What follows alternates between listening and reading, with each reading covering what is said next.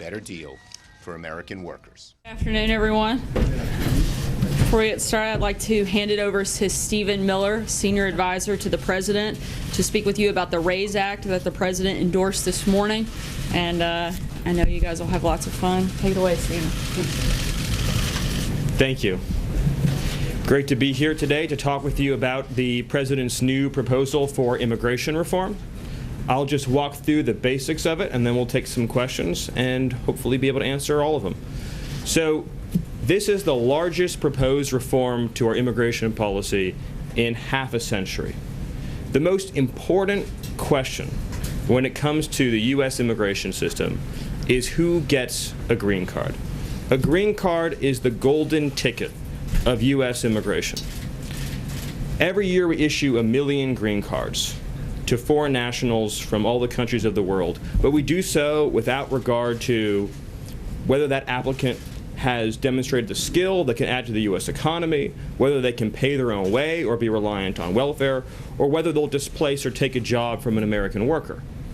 And as a result of this policy, in place now for many years, we've seen significant reductions in wages for blue-collar workers, massive displacement of African American and Hispanic workers, as well as the displacement of immigrant workers from previous years who oftentimes compete directly against new arrivals who are being paid even less. So it's a policy that's actually exacerbated wealth inequality in the country in a pretty significant way. So you've seen over time, as a result of this historic flow of unskilled immigration, a shift in wealth from the working class to wealthier corporations and businesses, and it's been very unfair for American workers, but especially for immigrant workers, African American workers, and Hispanic workers, and blue-collar workers in general across the country. At the same time, it's cost taxpayers enormously because roughly half of immigrant-headed households in the United States receive some type of welfare benefit, which I know is a fact that many people might consider astonishing, but it's not surprising when you have an immigration system that doesn't look at questions like skill level or self-sufficiency. And so this proposal has several major historic changes. First, it eliminates so-called chain migration. So right now, what does chain migration mean? It means that if you come into the United States on a green card, and just so we're all clear, a green card gives the recipient lifetime work authorization, the ability to bring in their family members, it gives them a fast track to U.S. citizenship, and with that, all the benefits that come with being an American citizen. And so the individuals right now who are receiving green cards, they can bring in, say, an elderly relative who can immediately go on to public assistance if they become unable to support themselves financially, and then that person can bring in a relative who can bring in a relative who can bring in a relative, and that's why they call it chain migration. And over years, that has massively de-skilled the migrant flow into America and produced all of those effects I'm talking about. So we're proposing to limit family-based migration to spouses and minor children. Additionally, we're establishing a new entry system that's points-based. Australia has a points-based system, Canada has a points-based system, and what will this system look at? It will look at, does the applicant speak English? Can they support themselves and their families financially? Do they have a skill that will add to the U.S. economy? Are they being paid a high wage? The last part's very important because it will help prevent displacement of U.S. workers. So if a company, let's say, they're offering 3 times the median wage, that person will get more points on their application than if they're being offered 2 times the median wage or 1 times the median wage. So all of a sudden, you're putting upward pressure on wages instead of downward pressure, and you're making it very hard to use immigrant labor to substitute for American workers, because by prioritizing higher paid workers, you basically end the practice, more or less, of being able to seek out permanent residents to come in at lower pay. And so that's a major historic change to U.S. immigration policy. The effect of this, switching to a skills-based system and ending unfettered chain migration, would be over time, you would cut net migration in half, which polling shows supported overwhelmingly by the American people in very large numbers. And I'll just conclude by saying that this is what President Trump campaigned on. He talked about it throughout the campaign, throughout the transition, and since coming into office. This is a major promise to the American people to push for merit-based immigration reform that protects U.S. workers, protects U.S. taxpayers, and protects the U.S. economy, and that prioritizes the needs of our own citizens, our own residents, and our own workers. It's pro-American immigration reform that the American people want, that the American people deserve, and that puts the needs of the working class ahead of the investor class. So with that, I would gladly take a few questions. Thank you, Stephen. You talk about the president's agenda and wanting to implement it, but obviously if this doesn't become law, it won't be implemented, and there's already resistance in Congress, specifically from Republicans, even the day that you're rolling out this plan. How do you plan to overcome that? Where are the compromise points for the president and this White House? It's been my experience in the legislative process that there's two kinds of proposals. There's proposals that can only succeed in the dark of night, and proposals that can only succeed in the light of day. This is the latter of those two. The more that we as a country have a national conversation about what kind of immigration system we want and to whom we want to give green cards to, the more unstoppable the momentum for something like this becomes. There's room for change. And for public support is so immense on this, and we just look at the polling data in many key battleground states across the country, that over time you're going to see massive public push for this kind of legislation, because immigration affects every aspect of our lives. It affects our schools, our hospitals, our working conditions, our labor market, our tax base, our communities, and it's a deeply personal issue for Americans. And so you're going to see massive public support for this. And ultimately, members of Congress will have a choice to make. They can either vote with the interests of U.S. citizens and U.S. workers, or they can vote against their interests. And whatever happens as a result of that, I think, would be somewhat predictable. Let me go to John, and then we'll move back. How do you wedge this into an already jam-packed legislative calendar?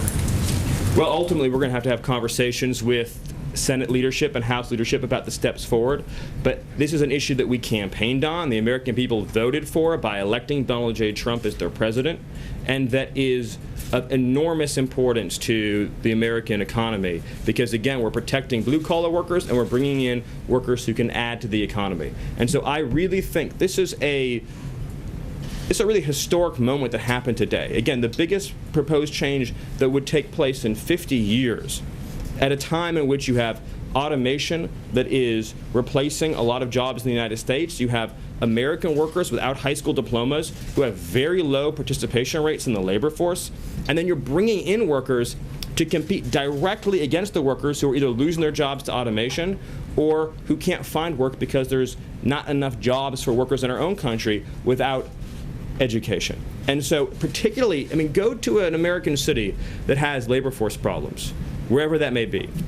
Say Detroit. How is it fair or right or proper that if, say, you open up a new business in Detroit, that the unemployed workers of Detroit are going to have to compete against an endless flow of unskilled workers for the exact same jobs, reducing pay for those positions and reducing their chance of getting those jobs, while at the same time, ultra high-skilled workers are in the back of the line to get into the country. It makes no sense.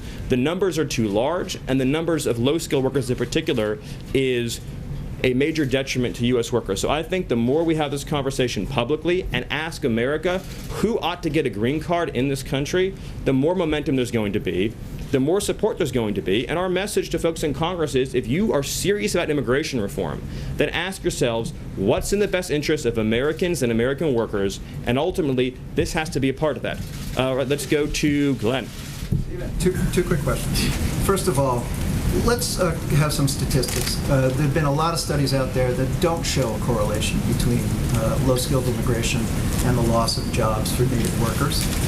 Cite for me, if you could, one or two studies with specific numbers that prove the correlation between those two things, because your entire policy is based on that. And secondly, I had sources that told me about a month ago that you guys have sort of elbowed infrastructure out of the way to get immigration on the legislative queue. Tell me why this is more important than infrastructure. Well, your latter statement isn't true. I think the most recent study I would point to is the study from George Borjas that he just did about the Mariel boat lift. And he went back and re-examined and opened up the old data and talked about how it actually did reduce wages for workers who were living there at the time. And Borjas has, of course, done enormous amounts of research on this, as has the Peter Kirsanow on the U.S. Civil Rights Commission, as has Steve Camarada at the Center for Immigration Studies, and so on and so on. Sciences, engineering, and medicine. Right, and the recent study said that as much as $300 billion a year may be lost as a result of our current immigration system in terms of folks drawing more public benefits than they're paying in. But let's also use common sense here, folks. At the end of the day, why do special interests want to bring in more low-skilled workers, and why historically... I'm not asking for common sense. I'm asking for specific. Well, I think it's very clear, Glenn, that you're not asking for common sense. But if I could just answer your question, I named the studies, Glenn. Glenn, I named the studies. I asked you for a statistic. Can you tell me how many? Maybe we'll make a carve-out in the bill that says the New York Times can hire all the low-skilled, less-paid workers they want from other countries, and see how you feel then about low-wage substitution. This is a reality that's happening in our country. Maybe it's time we had compassion, Glenn, for American workers. President Trump has met with American workers who've been replaced by foreign workers, and ask them how this has affected their lives. Look at, I just told you. Low-skilled jobs that Americans might otherwise have. Why? If you look first of all, if you look at the premise, Glenn, of bringing in low-skilled labor, it's based on the idea that there's a labor shortage for lower-skilled jobs. There isn't. The number of people living in the United States in the working ages who aren't working today is at a record high. 1 in 4 Americans, or almost 1 in 4 Americans between the ages of 25 and 54 aren't even employed.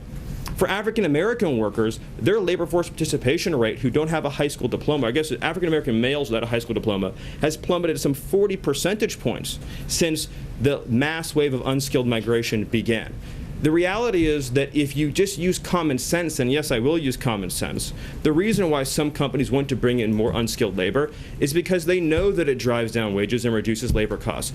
Our question as a government is, to whom is our duty? Our duty is to U.S. citizens and U.S. workers to promote rising wages for them. If low-skilled immigration was an unalloyed good for the economy, then why have we been growing at 1.5% for the last 17 years at a time of unprecedented new low-wage arrivals?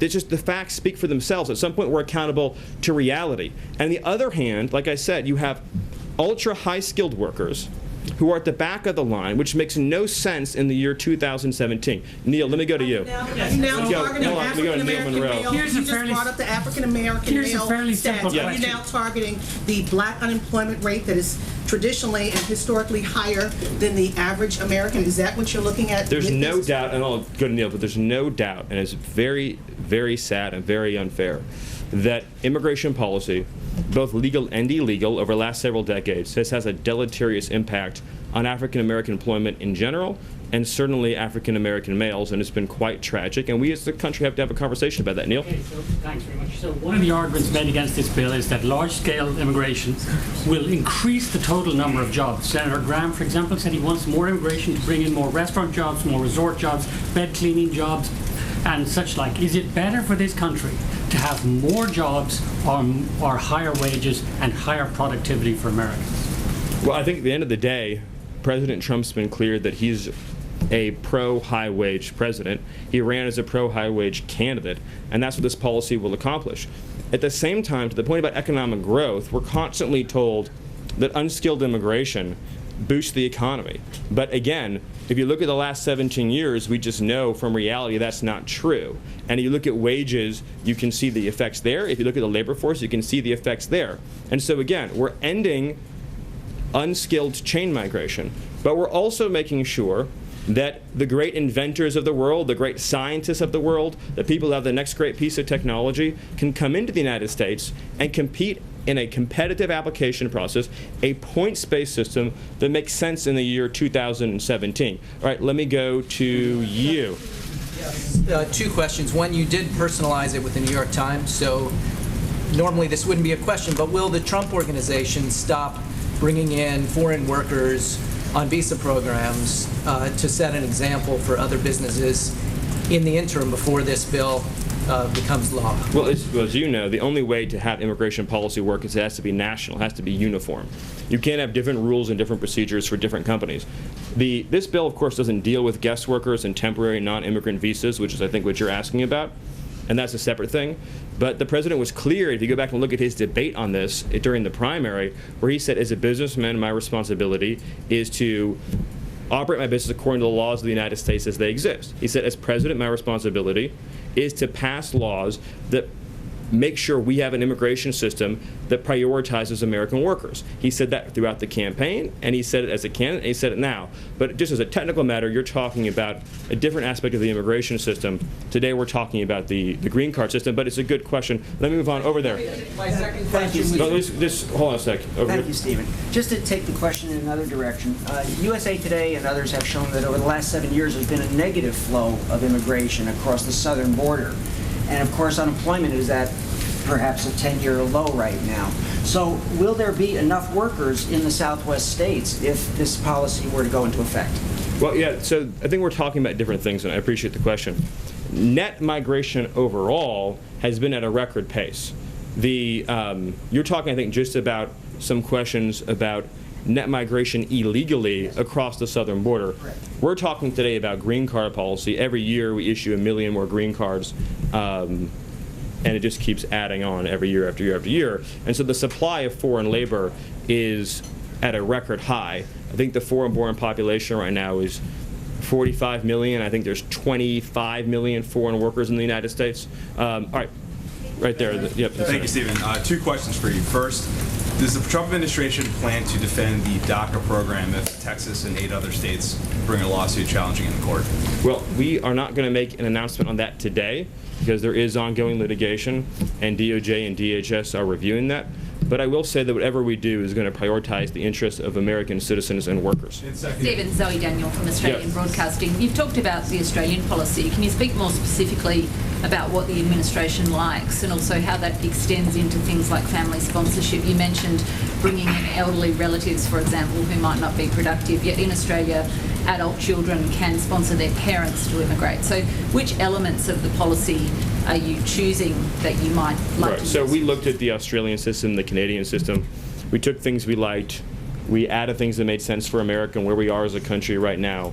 One of the things that I think is most compelling about the Australian system is the efforts to make sure that immigrants are financially self-sufficient and make sure they're able to pay for their own health care and things of that nature. And that's certainly one of the things we took from that. And obviously, the points-based system that Canada has a lot to recommend it, and we took that and we added things that were all new to it, and they're released today, and that make sure that we have a highly competitive application process. Look, there's 7 billion people in the world, and so the question of who gets that golden ticket needs to be a discerning process that makes sense. Again, in an environment in which you have this huge pool of unemployed labor in the United States, and you're spending massive amounts of money putting our own workers on welfare, doesn't it make sense economically to say, let's get our own workers, immigrant and U.S. born, off of welfare, into the labor market, earning a living wage, able to pay into taxes, instead of bringing in lower wage substitutes, while at the same time ensuring that the inventors, the innovators, and the scientists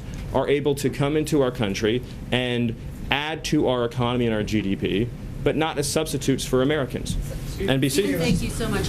Can you respond to some of the critics within your own party who say what we really should be focused on is comprehensive immigration reform in order to really tackle the problem in a serious way? And secondly, what do you say to those who say this just separates families and it's effectively cutting an effective visa program? Well, actually, the legislation for folks who are already here, they are able, have pending family-based sponsorships, they're actually grandfathered in. So it's a new system moving forward, point one. And point two is that beyond the immediate family members that are covered in the bill, i.e. your minor children and your spouses, your other relatives can come in. They just have to come in through the points-based system. And then your first part of your question. About comprehensive immigration reform. Some Republicans say we should be focused on comprehensive immigration reform instead of a sliver of the problem in order to really address the broader root problem of immigration. Well, why not tackle it from that standpoint? Let me ask you a hypothetical, and I mean it in all sincerity. If, let's say that we had introduced a 2,000-page comprehensive immigration reform bill, would we be having this conversation today about green card policy? I suspect we wouldn't be. I think it's time that we forced the conversation onto this core issue. I know the president feels that it's enormously advantageous to have a conversation about this core aspect of immigration reform because it does receive so little discussion, and yet it's so enormously important. Follow up on it, Stephen. Hold on, let's go to you. Thank you, Stephen. Thanks. You mentioned the lawmakers have a choice to make. Is President Trump going to make this a campaign issue next year?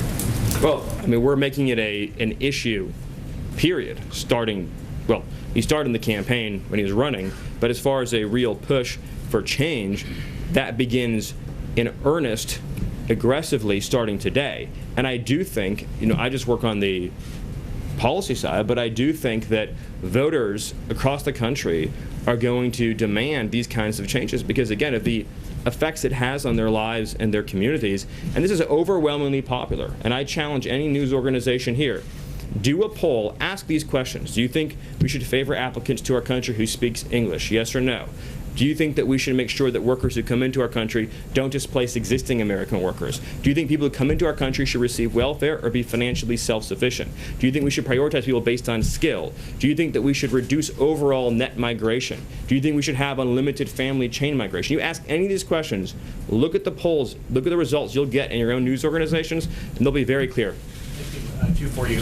First, following up on Noah's question regarding the president has talked a lot about immigration reform. This has been held up in the past. He has the power today to take personal action on this by changing the way his Trump properties, Mar-a-Lago and others, bring in unskilled foreign workers, displacing, as you talked about, the large numbers of Americans who are looking for work in these states. So is the president planning on taking that action? And secondly, does this signal that the White House does not believe that any sort of comprehensive action on immigration is possible with this Congress, that immigration needs to be tackled in a piecemeal fashion going forward?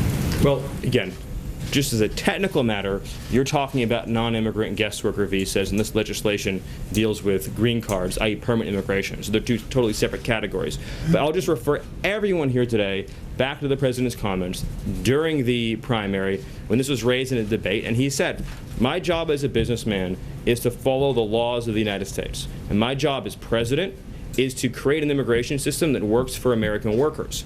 And that's one of the reasons why I think Americans so deeply admire President Trump, is because they see every day he's not working for himself. He said over and over again, I've been very successful. I've had a great life. Now I'm here to work for the American people. But for any immigration system to be functional and to work, it has to be uniform across the board. One standard for everyone.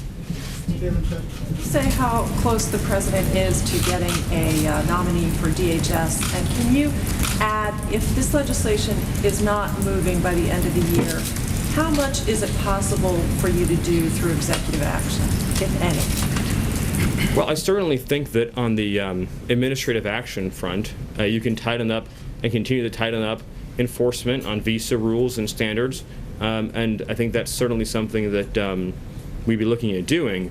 But we'd like to create a permanent change to our immigration system that will endure through time, that will still be in place many decades from now. And that's what this legislation would accomplish. And I would just, again, encourage everyone to understand the depth of this change. What President Trump has done today is one of the most important legislative moves that we've seen on this issue in many, many years. The President of the United States said, I am taking a stand today for American workers and the American economy, and we're putting American families first on immigration. We're saying our compassion, first and foremost, is for struggling American families, and our focus is on the national interest. That is a major event, and all of your news organizations should take a hard look at the polls on these questions and see where folks are, and you'll see that this is an issue that's supported by Democrats, independents, and Republicans across the board. One last question, and then I'll hand it back to Sarah. If they are on the polls, Steve, on the polls. We're going to do more than one, maybe two questions. I'm getting a lot of energy from up front here. If this is so huge and major, you make it sound so enormously important. Yes. Why did the senators who were with the president today call it modest and incremental? Is it modest and incremental? And aside from that, you seem to be suggesting this is immigration reform. Does this come even close to stemming illegal immigration for the president? Well, so of course, the answer is that it's the divide between how Americans think about immigration and how Washington thinks about immigration. So to everyday Americans, this is the most rational, modest, common sense, basic thing you can do. Of course you shouldn't have foreign workers. And incremental? Of course you shouldn't have foreign workers displacing American workers. In Washington, this represents a sea change from decades of practice. So it just depends what lens you're looking at it through. Incremental sea change. It just depends what lens you're looking at it through. I guarantee you, go to, say, like an ed board for a couple of your papers and see what they think about it. They'll see it as a sea change. Talk to an everyday guy in the street and he'll say, this is the most common sense thing, or she'll say, this is the most common sense thing that I've seen in my entire life, and is right down straight the center of American politics and American political views. So take one last question. Who has the best last question? All right, so I'll do for the last question right here. Thank you, I appreciate it. And I thank you very much for coming out here and talking to us on camera. But I'd like to ask you if you've recently spoken with your old boss and what you make of the rift between President Trump and the Attorney General. You worked for Jeff Sessions for many years. Well, I think Sarah's already spoken about that at length, and that's not why I'm here today. But I think if I remember what she said correctly, I'll say it again, the President has confidence in all of his cabinet and expects them to perform their duties honorably and fully on behalf of the American people. But since the last question is not on the subject at hand, I will take one actual last question on the subject at hand. So I will give, yes. What you're proposing, or what the President's proposing here, does not sound like it's in keeping with American tradition when it comes to immigration. The Statue of Liberty says, give me your tired, your poor, your huddled masses, yearning to breathe free. It doesn't say anything about speaking English or being able to be a computer programmer. Aren't you trying to change what it means to be an immigrant coming into this country if you're telling them you have to speak English? Can't people learn how to speak English when they get here? Well, first of all, right now, it's a requirement that to be naturalized, you have to speak English. So the notion that speaking English wouldn't be a part of our immigration systems would be actually very ahistorical. Secondly, I don't want to get off into a whole thing about history here, but the Statue of Liberty is a symbol of liberty enlightening the world. It's a symbol of American liberty lighting the world. The poem that you're referring to that was added later is not actually part of the original Statue of Liberty, but more fundamentally, the history, but more fundamentally, you're saying the that history. That does not represent. I'm saying that the notion. I'm saying the notion that I'm saying the notion. Stephen, I'm sorry. No, Jim. Let me ask you a question. That sounds like some national park revisionism. No, what I'm asking you is. The Statue of Liberty Jim, has always been let me ask you a question. Of hope to the world. Jim, for people to send. Do you believe people to this country? Jim, and they're not always going to speak English, Stephen. Jim, they're not do you believe going to be highly skilled. They're not always going to be. Jim, I appreciate your speech. Jim, I appreciate your speech. So let's talk about this. It was a modest. Jim, let's talk about this. In 1970, when we let in 300,000 people a year, was that violating or not violating the Statue of Liberty law of the land? In the 1990s, when it was 500,000 a year, was it violating or not violating the Statue of Liberty law of the land? Was it violating? When it was 700,000 a year. No, tell me what years. Tell me what years. Tell me what years meet. Tell me what years meet Jim Acosta's definition of the Statue of Liberty poem, law of the land. So you're saying 1 million a year is the Statue of Liberty number. 900,000 violates it, 800,000 violates it. You're sort of bringing a press one for English philosophy here to immigration, and that's never been what the United States has been about, Stephen. But you're also your statement's also shockingly ahistorical in another respect too, which is if you look at the history of immigration, it's actually ebbed and flowed. We've had periods of very large waves, followed by periods of less immigration and more immigration, and during we've had a period of immigration right now. The president wants to build a wall. You want to bring about a sweeping change to surely, the Jim, you don't actually think that a wall affects green card policy. You couldn't possibly believe that, do you? Actually, the notion that you actually think immigration is at a historic law, the foreign-born population of the United States today, Jim, staff on Monday talking about how border crossings. Do you really? I want to be serious, Jim. Do you really at CNN not know the difference between green card policy and illegal immigration? Sir, you really don't know that? Cuban immigrant. He came to this country in 1962, right before the Cuban Missile Crisis, and obtained a green card. Yes, people who immigrate to this country can eventually. People who immigrate to this country not through Ellis Island, as a factual question, ways do obtain a green card at some point. They do it through a lot of hard work, and yes, they may learn English as a second language later on in life. So, but this whole notion of they could learn, they have to learn English before they get to the United States. Are we just going to bring in people from Great Britain and Australia? Jim, I have to honestly say, I am shocked at your statement that you think that only people from Great Britain and Australia would know English. It reveals your cosmopolitan bias to a shocking degree that in your mind, no, this is an amazing moment. This is an amazing moment. That you think only people from Great Britain or Australia would speak English is so insulting to millions of hard-working immigrants who do speak English from all over the world.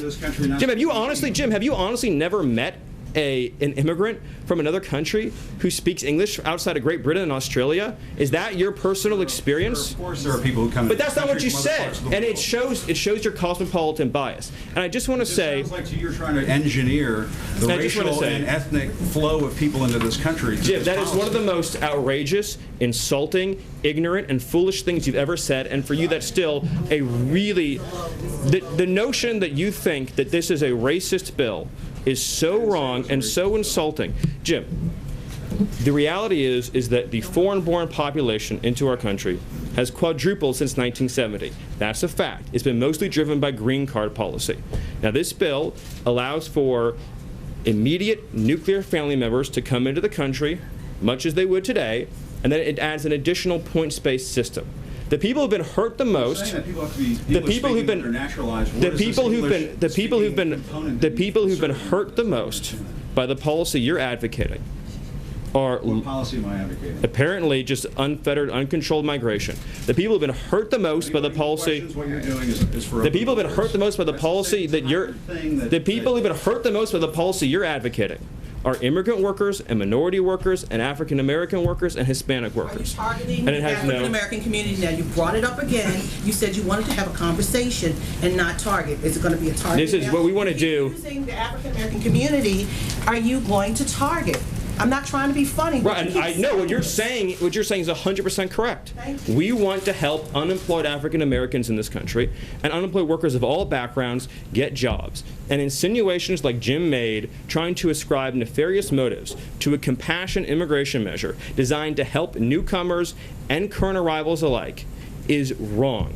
And this is a positive, optimistic proposal that says 10 years, 20 years, 30 years from now, 10 years, 20 years, 30 years from now, we want to have an immigration system that takes care of the people who are coming here and the people who are already living here by having standards, by having a real clear requirement that you be able to support yourself financially, by making sure that employers can pay a living wage. That's the right policy for our country, and it's the President's commitment to taking care of American workers. I apologize, Jim, if things got heated, but you did make some pretty rough insinuations. So thank you, thank you, thank you, and I'll hand it over to Sarah. I think that went exactly as planned. I think that was what Sarah was hoping would happen. I think that was exactly what we were hoping to have happen. Thank you. That's the question. Thanks, Stephen. Thanks. Well, the transition back should be pretty fun. Simple. Thank you. That was exciting. Throughout this week, we've been talking about the American dream and all that it signifies for people of all ages and nationalities.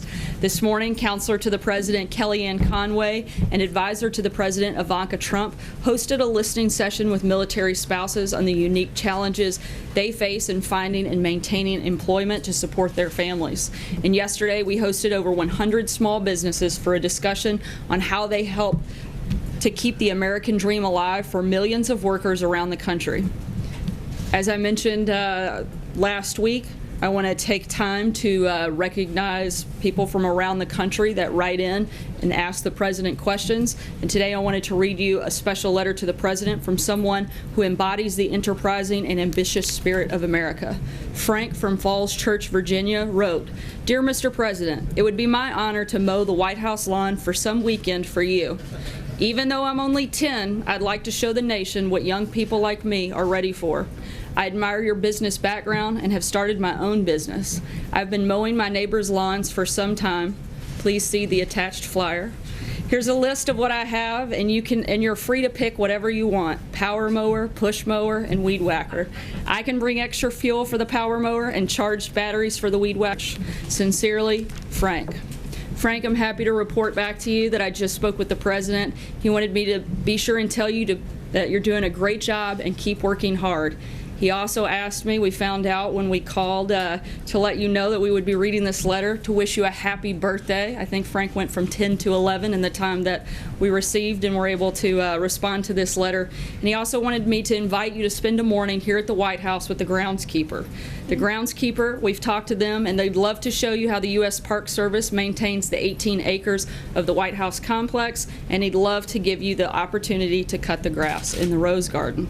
It's our responsibility to keep the American dream alive for kids like Frank, immigrants who are already here, and those who dream of immigrating here in the future. And with that, I'll take your questions. Sarah? On Russia, Sarah? Justin? Does the president believe that white applicants to college are the victims of discrimination? I'm sorry? Does the president believe that white applicants to college are the victim of discrimination? I'm not aware of that opinion at all. I certainly haven't had that conversation or have any reason to. Then can you explain why the Justice Department's Civil Rights Division is devoting its limited time and resources to... Quite an accusatory question, but I'd be happy to respond. The New York Times article is based entirely on uncorroborated inferences from a leaked internal personnel posting in violation of Department of Justice policy. And while the White House does not confirm or deny the existence of potential investigations, the Department of Justice will always review credible allegation of discrimination on the basis of any race. And I don't have anything further on that. Sarah, thank you. Why did the president say that he received a phone call from the leader of the Boy Scouts and the president of Mexico when he did not? Did he lie? No, on Mexico, he was referencing the conversation that they had at the G20 summit where they specifically talked about the issues that he referenced. In terms of the Boy Scouts, multiple members of the Boy Scout leadership following his speech there that day, congratulated him, praised him, and offered I'm looking for the word, quite powerful compliments following his speech, and those were what those references were about. But the president specifically said that he received a phone call from the president of Mexico. They were actually direct conversations, not actual phone calls. So he lied. He didn't receive. I wouldn't say it was a lie. It was. That's pretty bold accusation. It's the conversations took place. They just simply didn't take place over a phone call. That he had them in person. John. Sarah, if I could ask a couple of questions about Russia. Dmitry Medvedev, the prime minister, has weighed in on the president's signing of the sanctions, saying that this proves that the Trump administration is, quote, utterly powerless and ends hopes for better ties. What's the White House response to that? Look, this morning the president signed the Countering America's Adversaries Through Sanctions Act. The president favors tough measures to punish and deter the bad behavior of the rogue regimes in Iran and North Korea, and he also sent a clear signal that we won't tolerate interference in our democratic process by Russia. The bill was improved, but Congress has encroached on the power of the presidency, and he signed it in the interest of national unity. We've been very clear that we support tough sanctions on all three of those countries. We continue to do so, and that has certainly not changed, and I think that was reflected in the statements today. One point, one of the finer aspects of the bill and the findings, it stated that Russia did, in fact, try to interfere in the U.S. election. In the president's statement on the signing statement, he did not quibble with that. Is that an indication that he does accept the finding that Russia interfered in our election? The president's already said that himself directly at the press conference in Poland. Other actors may have been involved as well, but he doesn't dispute the fact that Russia was, and he said that in Poland at the press conference that I believe you were present for. One more, you said on Monday that when you had something to say about the Russian action on 755 diplomats, you would say something about it. Do you have anything to say about it today? No, I don't, but when I do, I'll let you know. Kristen. Sarah, thanks. Did President Trump speak with Russia's President Vladimir Putin prior to signing the bill or at all today? No. That's definitive? That's confirmed? Let me just ask you something about North Korea. General McCaffrey said that I think at some point we are clearly going to take dramatic action short of war against North Korea. Can you respond to that? Do you think that's an accurate characterization? Can you tell us where the administration's thinking is right now when it comes to taking some type of military action against North Korea to stop its provocations? As I've said many times before, we're not going to broadcast our actions, and we're keeping all options on the table. Yeah. Jordan. Thank you. I'll ask you the question I was going to ask Stephen. The president said in an Economist interview in May, he was asked whether he supports cutting the number of immigrants who can come here legally. And he said no. This bill today that he supports would cut the number of green cards issued by half. So when did the president have a change of heart on this issue?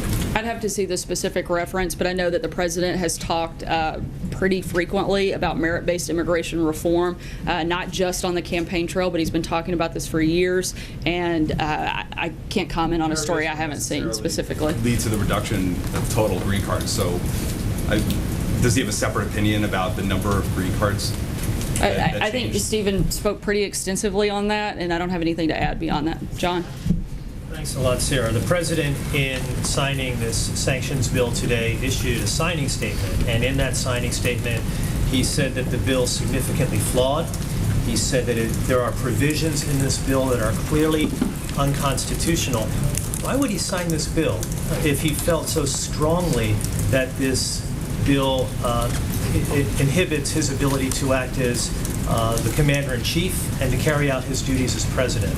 I think I spoke on this already, but primarily because the president favors tough measures to punish and deter the bad behavior of the rogue regimes in Iran and North Korea, and he also sent a clear signal that we won't tolerate interference in our democratic process by Russia.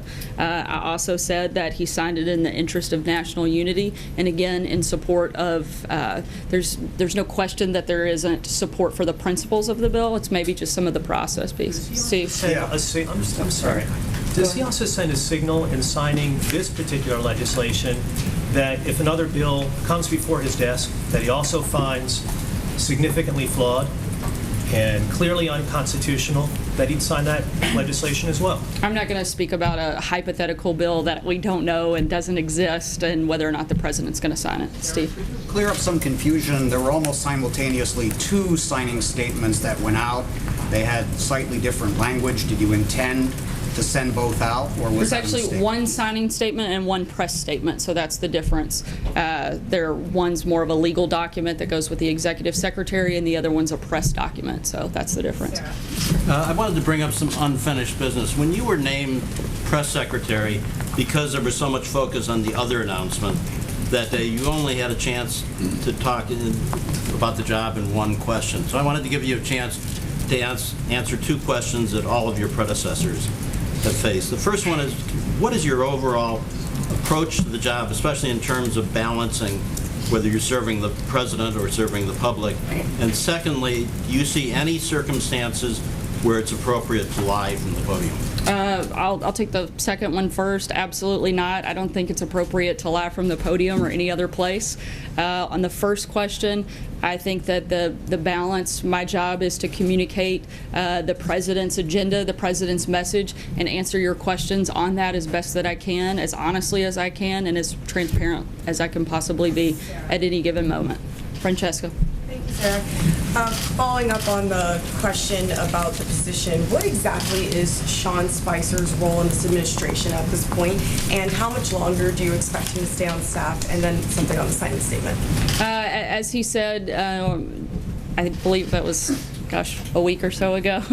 The days all kind of run together now. But he was going to stay on in a transition process through August, and nothing has changed. Because of Anthony Scaramucci leaving? No, nothing's changed at this point. And then on the signing statement, one of the things that it said was that it would drive China, Russia, and North Korea much closer together, these sanctions. Can you elaborate on that? Because yesterday you suggested that China was both an ally and a partner.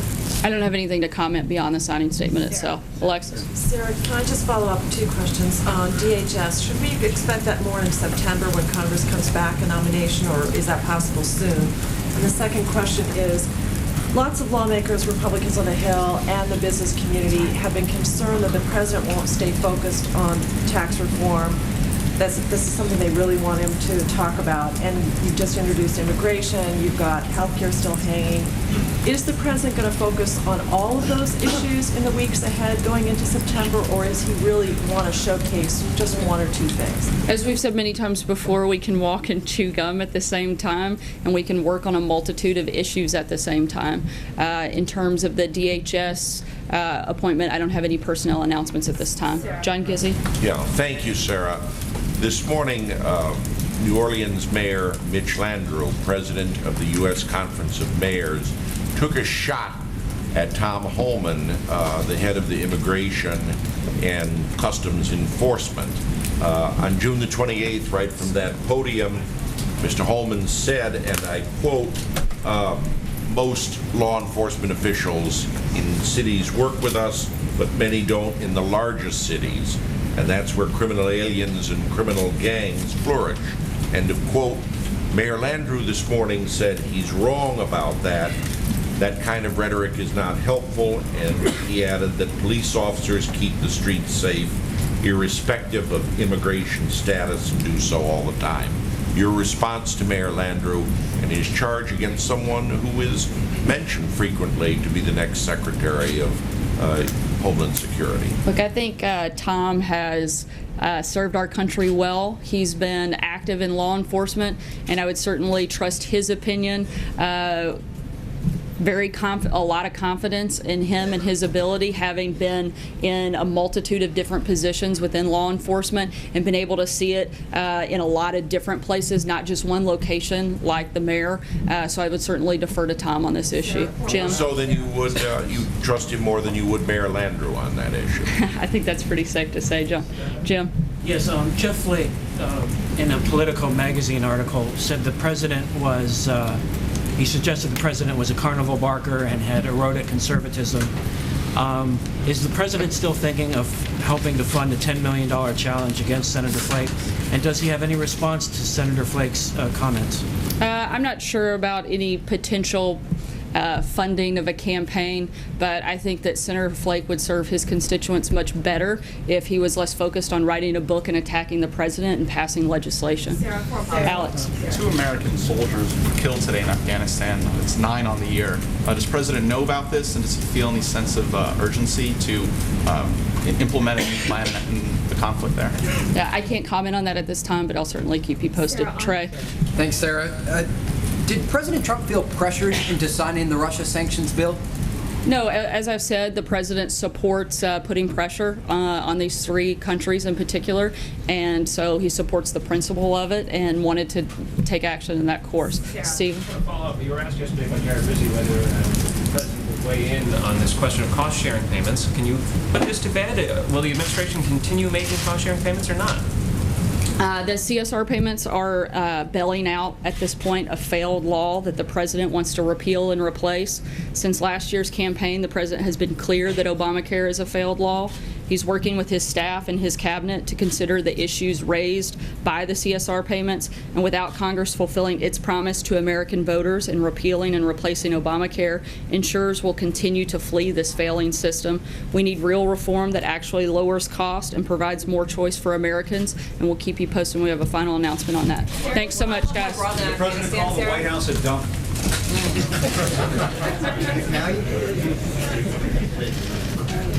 And so of all of us.